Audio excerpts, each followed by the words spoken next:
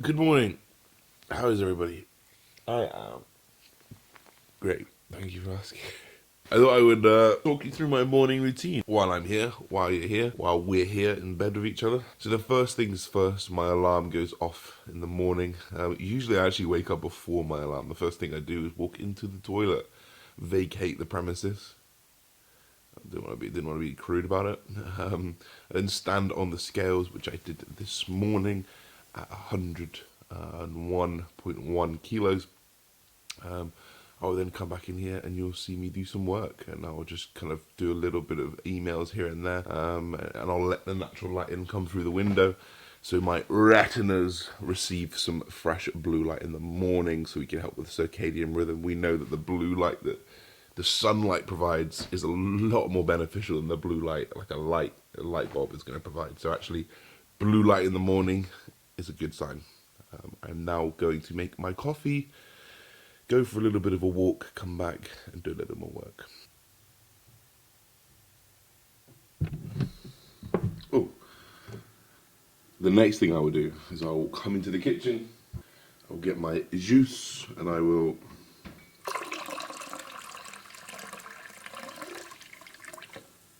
have a full pint before I do anything for the day. I will then attach my Fitbit, and I'll be ready for 3,000 steps, 4,000 steps, which is right now, about 7:30 in the morning. Before I jump out on my steps, and before I come back, I get so many questions on the clothes that I wear. Hoodies not so much, because hoodie's a hoodie. I'm talking about like tops, vests, shorts, and socks. So most socks, if you ever see me wearing the long socks with the stripes on, they're all from ASOS. All of my shorts are either Alphalete or VQ, or Lululemon. In fact, every single thing that I wear is, and not just because they sent it to me, is Alphalete, because I've always worn Alphalete. OGs of the channel, when I had 500 subscribers, will know that hoodies and the hats and the stuff that I had from Alphalete. Lululemon or VQ, mostly Lululemon for everything. I used to work for Lululemon, so I had a huge discount. So I made the most of it and absolutely wrote off their store when I left and took everything for free. We've got a very good day on the cards today. It's push day. I'm excited to train so much. Macros have been updated for those of you guys who give a fuck, which is probably most of you. So current macros on a push day are 270 protein, 500 carb, and 65 fat. So a little bit of a creep up in protein, carb, and fat. I'm just hungry. I'm super hungry. Protein's going to keep going up because I'm so hungry. Protein being a little bit more satiating helps with that. And then my big days are 600 carb, and my rest days are 300 carb. So we're moving up in the right direction. Body weight is moving. I'm over 100 kilos now in the morning, pretty much every day. Which is about 10, 11 kilos up on stage weight. But I'm feeling good for it. I'll throw you up some check-in photos. You guys love to see the check-in photos. So you can see we're very full, but really not lost too much condition. I've still got a lot of vascularity through the legs, super shredded legs, super shredded arms. I've still got veins in my abs. My back is definitely the fattest and has accumulated the fat the most. If you guys follow me during the prep, you know I was struggling to get my back lean. Well, guess what? The thing that struggles to get lean probably gets fat first, and that is the case. I'm going to stop rambling. I'm going to go off my walk, get some work done. We'll see you back for a gym session or breakfast.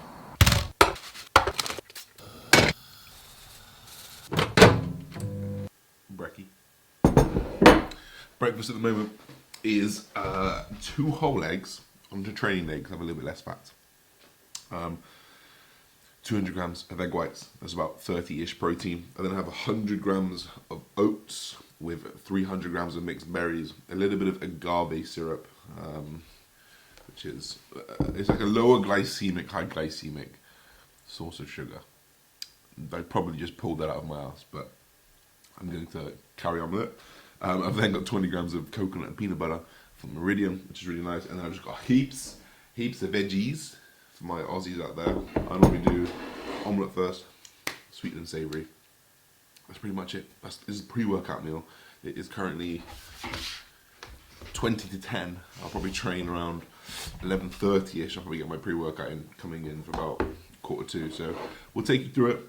This is the first meal. I'm going to sit down, watch some YouTube, and learn some shit.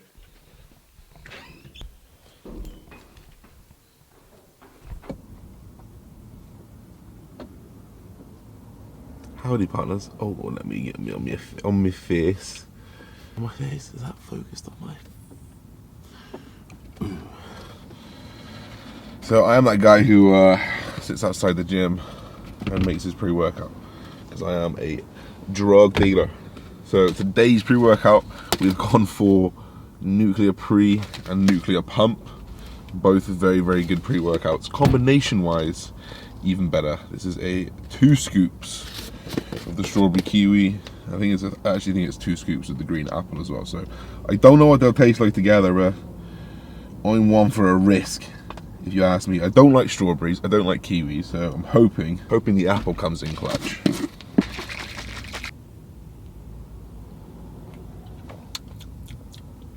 Ooh, it's quite pleasant. We're in for push today. Today is a push shoulder dominated day. That's probably on my face now, isn't it? That's not been on my face that whole time. We're in for a push shoulder dominated day. I cannot wait. I have been dreaming about this for a while, because I had my leg and back day, not yesterday, but the day before, and you have a rest the day before and a rest the day after, and right now I'm feeling Gucci, so I didn't really want to rest, but you got to take the rest, because you need to continually progress to rest. You need to rest to progress. This headphone's going in. Right, guys, this is push shoulder dominated, and we kiss our triceps, and we also kiss our chest a little bit. Enjoy. Yeah, you're right. It was training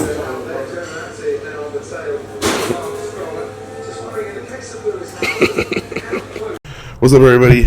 Welcome to another voiceover. I know how much you enjoyed the last one. I've left this initial part in because everyone asks me how I get into these positions. Scoop one hand in, scoop the other hand out, move up. Easy. This is a crucifix lateral raise. Apologies about the focus, by the way. I'm still rubbish with cameras.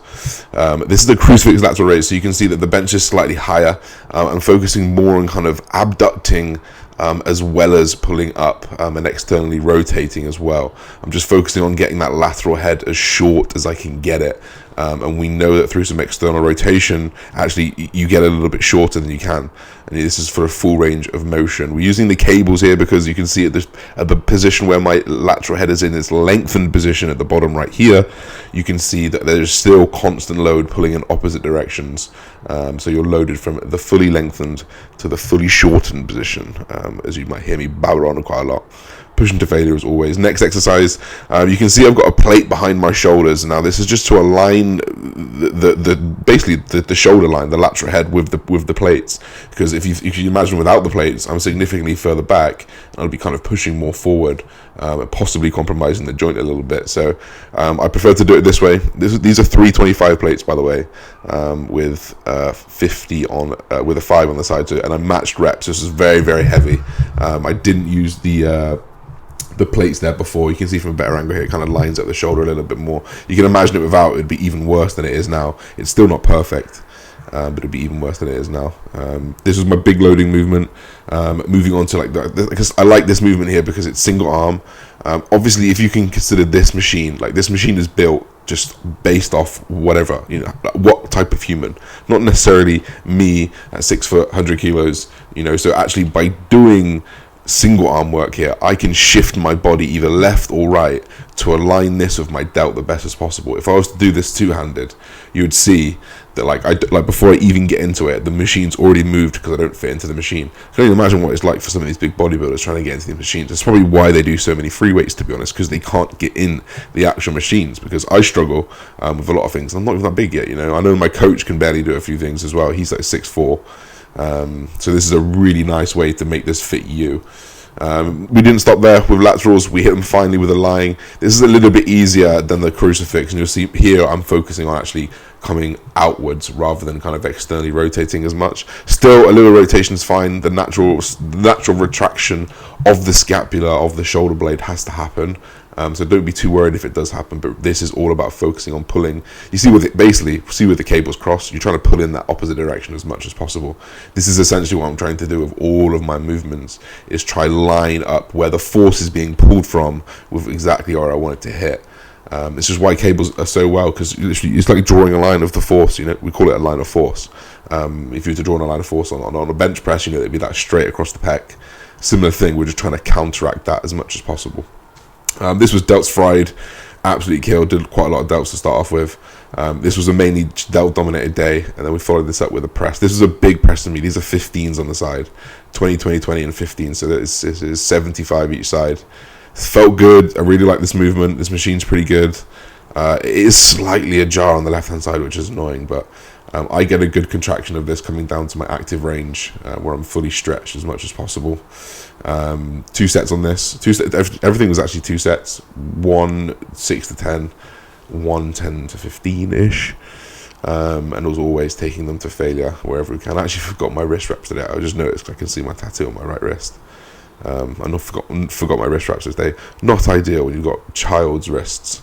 De-handle everything is a trend, and you can see why. If you imagine your hands on the fixed bar, it wouldn't allow for any rotation at all that needs to happen at the wrist joint. Naturally you don't want to pull in straight in. You want to be at a slight angle, and these D-handles allow you to change it to your angle. So this felt perfect for me, but if you can imagine, you can just twist your pinky forward, and you can twist it to scoop up, you can twist it to be central. It just allows you to manipulate something a little bit more personal to you. And then we finished up here on triceps. This is a great tricep movement. This was 4 sets, 20 reps, 15, 15, 15, just absolutely killing it. Single arms on each side, fully blown, juicy. Yes, I posed afterwards. Here we go.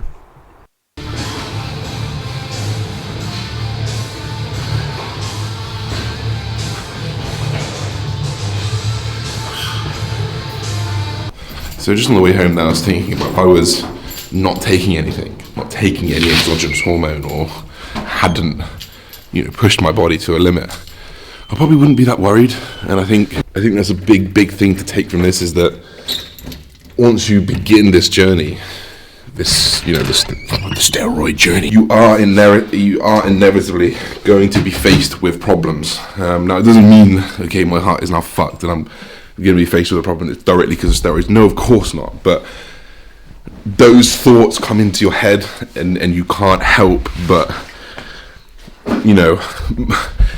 oh, my nipple's a bit sensitive, oh, my blood pressure's high, and you constantly think about, could it be this, could it be that, because you're taking something that is damaging your body. And I think the mental aspect of that is quite hard to deal with. So it's not just physical things, it's mental things as well. So I've got to sit here and worry about my heart for the next hour. Gonna get some food in. Food is going to be 150 grams of Cocoa Pops, 1 grenade bar, and some extra protein. Simple. See you soon.